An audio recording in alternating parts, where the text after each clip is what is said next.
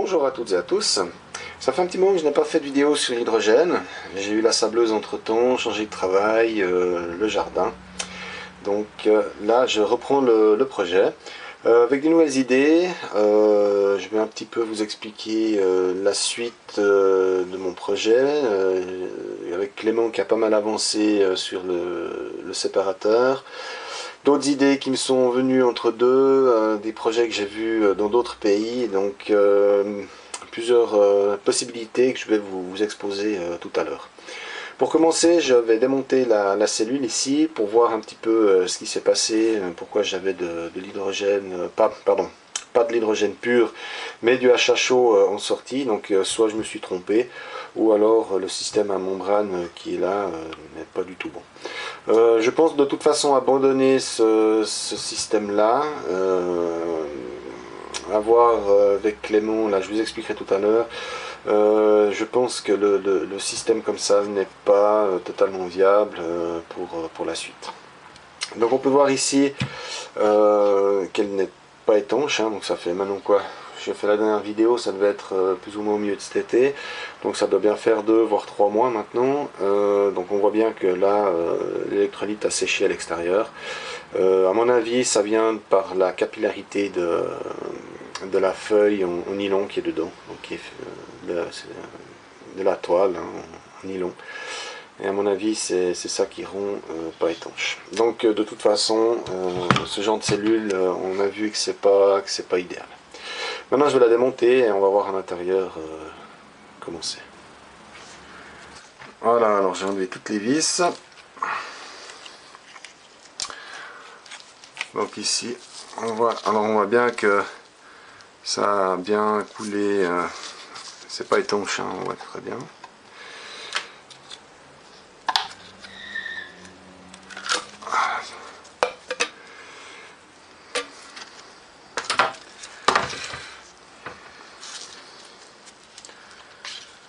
Donc c'est bien au niveau des membranes en nylon là qui posaient problème.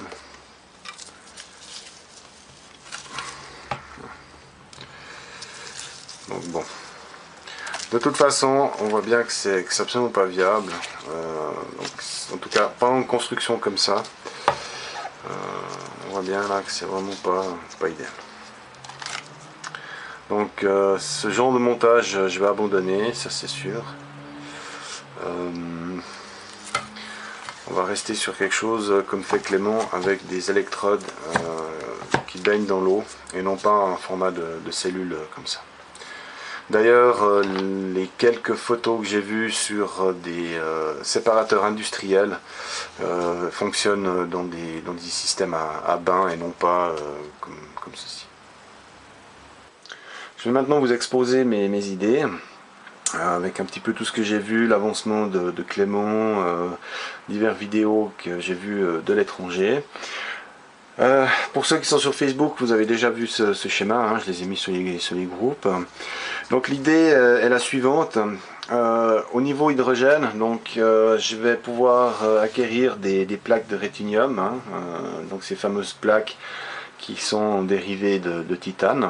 Donc là on va pouvoir aussi faire un générateur ici, donc je vais pouvoir être un petit peu au même niveau que Clément et tous les autres qui font le même système. Par contre, dans l'idée, c'est d'être toujours alimenté par du solaire, mais du solaire qui est à la tension minimale de l'électrolyse, c'est-à-dire aux alentours des 2 volts. Je vous explique tout à l'heure l'idée du panneau solaire. Ensuite, on a ici donc le générateur qui, théoriquement, à 2 volts ne devrait plus chauffer, donc cette partie-là ne serait plus intéressante. Mais par contre, si pour des raisons X, il faudrait continuer à travailler à des tensions plus élevées et à faire chauffer l'eau, l'idée ce serait de pouvoir récupérer cette chaleur pour par exemple préchauffer de l'eau pour un boiler, à l'identique qu'on fait par exemple avec une installation solaire sur un toit. Ensuite, donc, le problème reste toujours un peu le même, c'est les compresseurs. Donc on peut bien évidemment acheter des compresseurs sur le marché, mais qui coûtent un bras. Là je suis toujours en train de chercher une solution pour comprimer. Bon, il y a la solution à Clément, mais comme il dit, hein, il est un petit peu bloqué au niveau des pressions, ça prend quand même pas mal de place. Donc là, à mon avis, il y a encore quelque chose à faire au niveau de la compression. Et ensuite, une fois qu'on a un système de compresseur, de pouvoir le stocker dans une citerne ou des bonbonnes. L'idée, la suivante, étant donné qu'au niveau de la recherche des cellules, il y a déjà pas mal de monde qui fait là-dessus, donc moi je vais un petit peu suivre le mouvement. Par contre, l'idée où on va pouvoir greffer un digesteur de biogaz, et j'ai vu qu'il y a pas mal de systèmes qui existent, spécialement en Afrique, hein, ils utilisent pas mal de digesteurs à biogaz, et on peut avoir des quantités de gaz assez impressionnantes. Donc là aussi, essayer de faire un système, j'ai un petit peu vu pas mal de diverses formes de digesteurs, divers formats, etc. Donc je vais m'en fabriquer un petit pour faire 2-3 petits tests, puis par la suite étudier un digesteur un peu plus gros. Là aussi même problème, donc après ça serait comprimer ce gaz dans une citerne, donc là aussi on retombe sur le problème du compresseur, et on aurait donc une deuxième citerne ici avec du biogaz.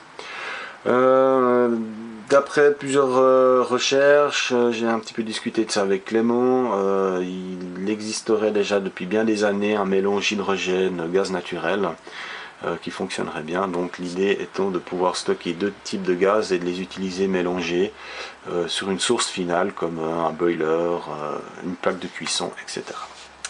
Voilà, donc ça c'est un peu globalement une idée générale, mais qui comporte toujours hein, ces petits problèmes au niveau du compresseur et peut-être de la production d'énergie.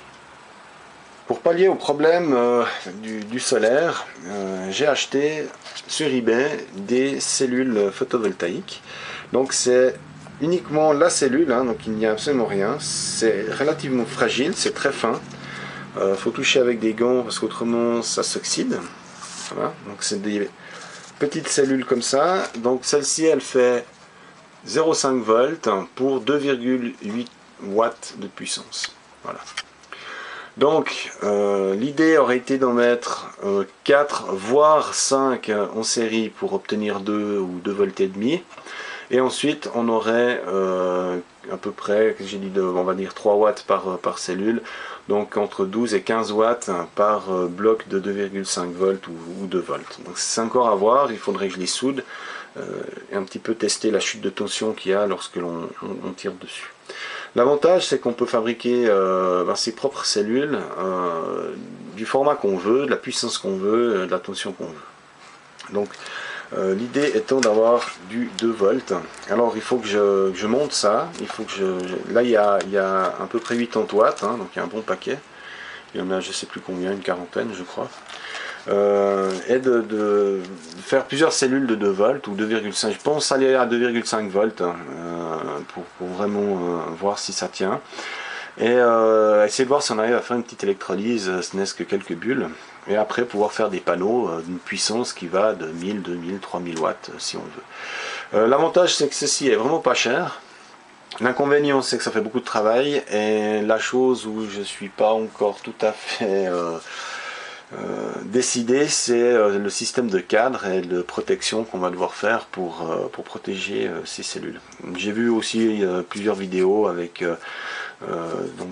des vitrages plus ou moins blindés et des systèmes avec des résines, etc. Mais alors avec la résine on est tout de suite dans des installations assez importantes avec des systèmes qui tirent au vide, donc je ne vais pas m'amuser à ça, loin de là. Par contre je vais retenir le système de cadre avec du vitrage qui est étanche. Voilà, donc j'espère que ça donne des idées, que ça va faire avancer un petit peu la chose. Donnez-moi vos avis, vos idées peut-être. Je vais gentiment attaquer déjà la partie solaire hein, qui est ici. Et en parallèle je vais fabriquer un petit digesteur biomasse pour essayer de voir combien de temps il faut pour produire un petit peu de gaz et puis voir comment ça se passe. Voilà, j'attends vos commentaires, vos idées sur Facebook de préférence, autrement ben, toujours sur YouTube, et en espérant que voilà, l'idée est bonne. A tout bientôt!